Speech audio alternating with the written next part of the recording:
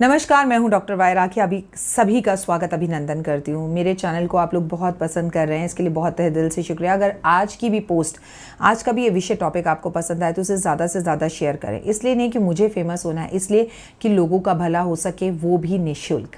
देखिए, आपको करना कुछ नहीं है। आज के इस विषय पर हम बात करेंगे पीपल के पेड़ की। कई लोग पीपल के पेड़ से डरते हैं। कई लोगों का पीपल के पेड़ के लिए कहना है उसमें भूत पिशाच रहते हैं, उसके करीब नहीं जाना चाहिए, उसे दूर रहना चाहिए। वहीं पर कई लोगों को मैंने देखा कि पीपल के पेड़ की परिक्रमा कर रहे होते हैं, पूजा कर रहे होते हैं। लेकिन एक बात है, आपके ऑफिस में, आपके घर में, कहीं पर भी पीपल का पेड़ लगा हो तो उसे काटने के लिए कभी भी कोई आगे नहीं आता। आखिर क्यों? क्या सच में पीपल का पेड़ काटने से कोई नुकसान होता है या ये सिर्फ भ्रांतियां हैं, या पीपल के पेड़ से कोई लाभ भी होता है? तमाम तरह के सवालों के जवाब सीधा सटीक अगले 5-10 मिनट में आपको यहाँ मिलेंगे। पीपल के पेड़ पर लक्ष्मी माँ की बहन रहती है जिसका नाम है आलक्ष्मी। दरिद्रता, गरीबी। हुआ ये कि उनकी शादी एक ऋषि से कर दी गई। जब ऋषि ने देखा ये तो बड़ी गंदी है, साफ सफाई से नहीं रहती और इसके आने से मेरे घर के दिए बुझ गए, चारों तरफ जो है हाहाकार मच गई, मेरा दिवालिया निकल गया, उन्होंने सोचा इसके साथ तो मैं रह नहीं सकता। क्योंकि जब विष्णु भगवान ने लक्ष्मी से कहा मुझसे विवाह करो, जब समुद्र मंथन में लक्ष्मी निकली तो भाई ये बात हुई कि उसके लक्ष्मी आई है, सुख आया तो दुख भी आएगा, दरिद्रता भी आई, मतलब कि उनकी बहन, गरीबी। तो उन्होंने कहा भाई मैं तो आपसे शादी कर लूँगी, पर मेरी एक शर्त है कि पहले मेरी बहन बड़ी है उसकी शादी करवाओ, तब मैं आपसे शादी करूँगी। अब भगवान विष्णु परेशान। भगवान विष्णु ने एक ऋषि जी, जो ऋषि थे उनको बहुत अच्छे से जानते थे, उन्होंने कहा आप इनसे शादी कर लो, लक्ष्मी की बहन है। उन्होंने बड़े खुश, बड़ी पूजा पाठ हवन उनके आश्रम में हुआ करता था, गायों की गौ की रक्षा की जाती थी। अब जैसे ही उन्होंने जो है आलक्ष्मी से शादी करी, गरीबी चारों तरफ जो है आ गई, बीमारी आ गई, रोग आ गए, अंधेरा हो गया, दिए बुझ गए, हवन नहीं हो पाए, सारे ऋषि जो थे वो आश्रम को छोड़कर चले गए। ऋषि की समझ में आ गया कि ये मनहूस है और इसके साथ मेरा जीवन नहीं चल सकता। उन्होंने अपनी पत्नी से कहा चलो घूमने चलते हैं, और घूमते घूमते वो उन्हें जंगल की तरफ ले गए। एक पीपल के पेड़ के पास बैठे और बोले तुम यहाँ बैठो, मैं अभी तुरंत लौट के आता हूँ। भाई आज के ज़माने का हिसाब किताब नहीं था ना तब अगर पति कह देता था तो वो देवता के बराबर होता था कि यहाँ बैठो, तो पत्नी वहीं बैठ जाती थी और उसका वहीं बैठे इंतजार करती थी। दिन बीते, महीने बीते, साल बीते, लेकिन वो वापस नहीं आए। और पत्नी थी वहीं बैठकर पीपल के पेड़ के नीचे उनका इंतज़ार करती रही कि अब करें तो करें क्या, भाई मेरे पति तो वापस नहीं आए। अब वो रोने लगी। जब रोने लगी तो वैकुंठ के अंदर लक्ष्मी माँ को अपनी बहन की रोने की आवाज़ आई।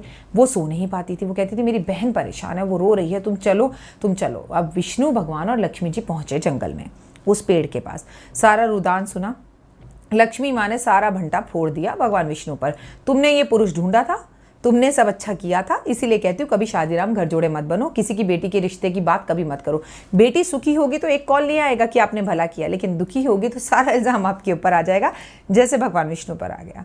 अब वो रोने लगी। उन्होंने कहा मेरे को नहीं पता, मेरी बहन से शादी करो, इसके लिए कोई वर ढूंढो, इसके पति को वापस लाओ। अब ये तो संभव ही नहीं था, ऋषि तो भाग चुके थे। अब करें तो क्या करें? भगवान विष्णु ने कहा ये पीपल का पेड़ है, जड़ है, और पेड़ों में मैं पीपल के बराबर हूं। ये तो वो गीता में ही कह चुके थे।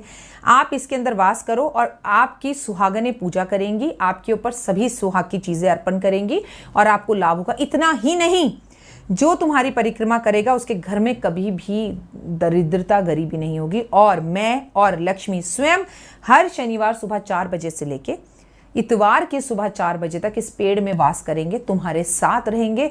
इसीलिए पीपल के पेड़ की पूजा करना, परिक्रमा करना, उसे छूना, उसके पत्तों को तोड़कर तिजोरी में रखने का जो खास महत्व है वो शनिवार सुबह 4 बजे से है। क्योंकि शनिवार सुबह 4 बजे से संडे सुबह 4 बजे तक भगवान उस पर बैठते हैं अपनी पत्नी लक्ष्मी के साथ और वरदान देते हैं। आप पीपल के पेड़ की पूजा रोज करो, उस पर जल अर्पण रोज करो, लेकिन वो गरीबी का कारक है। हमारे पितृ, जो हमारी आत्माएं भटकती रहती हैं, उस पेड़ पर जाकर बैठती है, उसे केवल शनिवार वाले दिन ही छूना चाहिए, इसके सिवा उसे कभी नहीं छूना चाहिए। आप दिया जलाइए, आप परिक्रमा कीजिए, आप पानी अर्पण कीजिए, लेकिन अगर आपको उसको टच करना है, उसके पत्तों को तोड़ना है, तो वो केवल एक दिन है, शनिवार का दिन। क्योंकि अगर आप शनिवार वाले दिन उसे छूते हैं तो आप स्वयं साक्षात किसको छूते हैं? लक्ष्मी और विष्णु को। आप उस पर सुहाग की चीज़ें अर्पण कीजिए, से लक्ष्मी माँ प्रसन्न होंगी और आपके घर धन धान्य बढ़ेगा।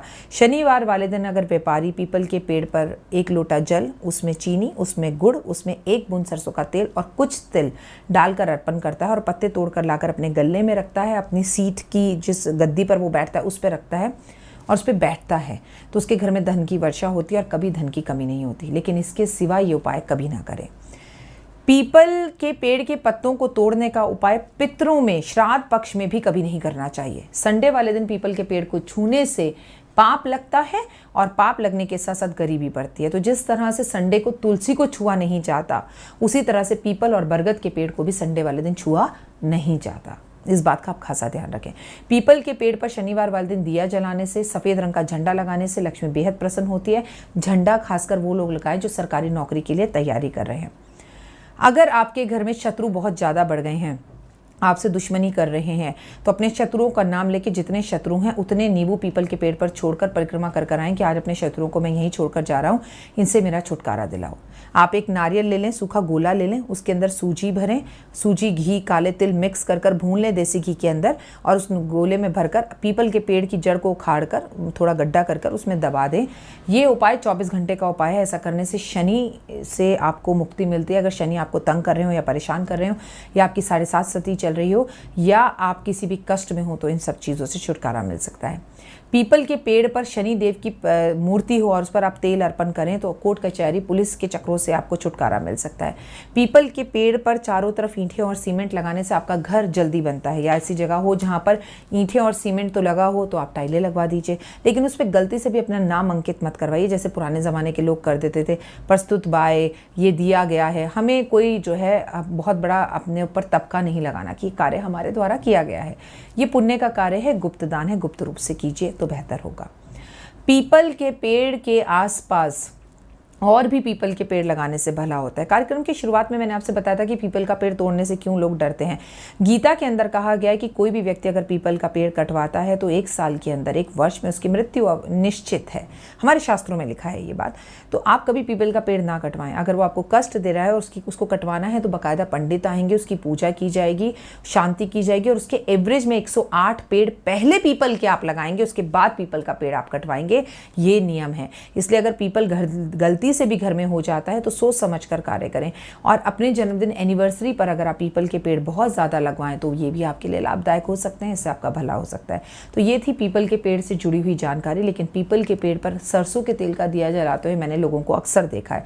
लेकिन कार्तिक के महीने में आपको घी का दिया पीपल के पेड़ पर जलाना चाहिए, तो भगवान विष्णु की विशेष कृपा आप पर होती है। उम्मीद करती हूँ कि आपको ये सब जानकारी ज़रूर पसंद आई होगी। इसे ज़्यादा से ज़्यादा लोगों से शेयर करें। फिर आपके लिए लेकर आऊँगी कुछ खास और नया। जय माता दी।